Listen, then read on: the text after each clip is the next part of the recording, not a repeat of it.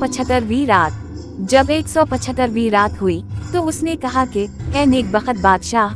वजीर ने बादशाह शहरमान से कहा कि अपने बेटे को 15 दिन तक कैद खाने में रहने दे, इसके बाद इसे बुला कर शादी का हुक्म दीजियो और वो हरगिज तेरी मुखालफत ना करेगा। बादशाह ने वजीर का ये मशवरा मान लिया और रात को सो गया। हालांकि इसका दिल बेटे में लगा हुआ था, क्योंकि इसके और कोई बेटा न था और वो कमर उस जमा से बेहद मोहब्बत करता था और रात में इसे उस वक्त नींद ना आती थी जब तक कि वो अपनी बानही कमर उस जमा के गले में न डालता था।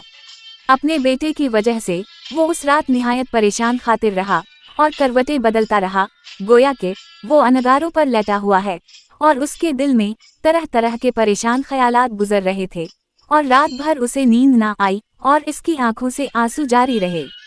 इधर बादशाह शहरमान का ये हाल था और उधर जब रात हुई तो नौकर कमर उस जमा के पास कंदील लाया और मोमबत्ती जलाकर इसमें रखी और उसके लिए कुछ खाना लाया और उसने थोड़ा सा खाया, मगर इस बेअदबी पर जो बाप की शान में सादिर हुई थी, वो अपने आप को बुरा भला कहता था और अपने दिल में कह रहा था कि ऐ दिल, क्या तुझे मालूम नहीं कि इंसान अपनी जबान का बंदा है और जबान ही वो चीज है जो उसे हलाकत में डालती है।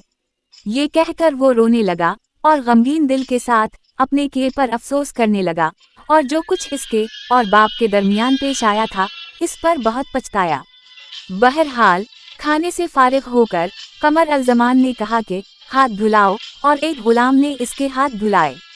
इसके बाद उसने उठकर वजू किया और मगरिब और इशा की नमाज पढ़कर बैठ गया। अब शहरजाद को सुबह होती दिखाई दी और उसने वो कहानी बंद कर दी जिसकी उसे इजाजत मिली थी।